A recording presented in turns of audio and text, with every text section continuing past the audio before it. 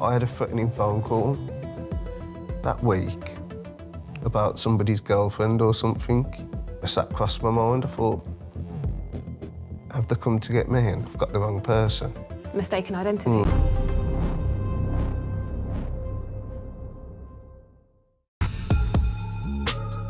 I'm in the town of Aldridge, where 26-year-old James Brindley lost his life just metres from his front door. So far, there is no obvious motive as to why someone would want to harm him. That night, he had walked to the pub to meet best friend PJ and was with him moments before the attack. I can't get my head around it myself. It's the worst I've ever felt about anything because I left him that night. Everyone thought, oh, it's going to be something to do with PJ. Why? Why would anyone think that? Because he was with me. Somebody was way more likely to want to hurt me than they would to hurt him. I had a threatening phone call that week about somebody's girlfriend or something. I sat across my mind, I thought, have they come to get me and I've got the wrong person? Mistaken identity? Yeah. Sorry, that shocked me a little bit. I was just thinking worst case scenario. I knew it was going to be nobody after you. PJ was with James moments before the attack. Was mistaken identity possible? Or was it such a shock for anyone to hurt James that people didn't know what to think? And I started to think in my head, how could this have happened? I couldn't believe that someone would do anything to James. And I honestly thought that he was mistaken identity. Sorry.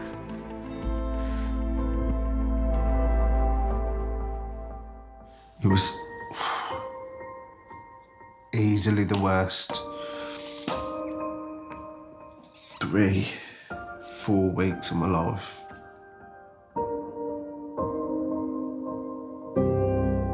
I need to find out if this theory had any weight.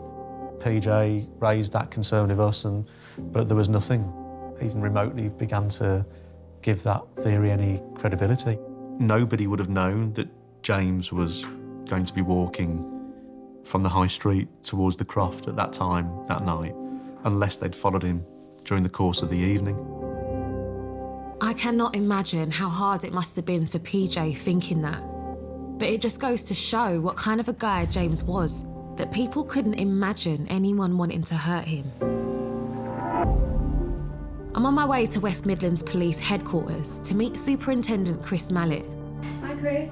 To piece together James's route that night, to see if there are any clues. So that there is James. This is just before 20 to 11 on the 23rd of June. And James has just gone into the pub. Wow, this is him in the pub. That's right, yeah. He stayed there with his friends. And this is him leaving the pub. With them, they go to PJ's flat and he carries on his own.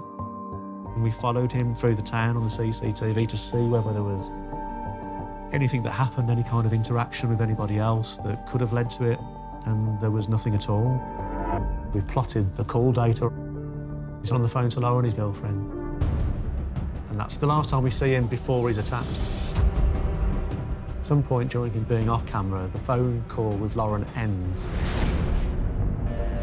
The attack took place within a matter of 25, 30 seconds. James gets back on the phone to her seconds before he collapses. So that means it only took about 35 seconds for this attack to take place? Yeah.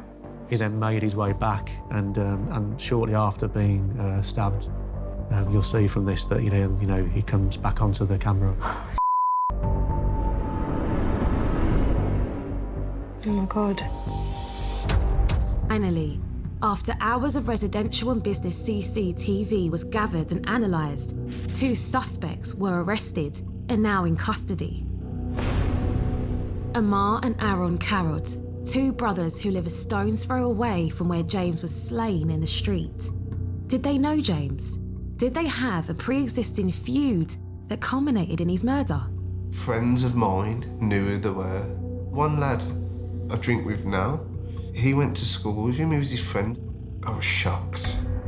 It was shocking, really, to discover that they were from Aldridge, went to the same school as me and Jim. We were just completely and utterly baffled. There was nothing that made them think there was a connection between James and the perpetrators in any way.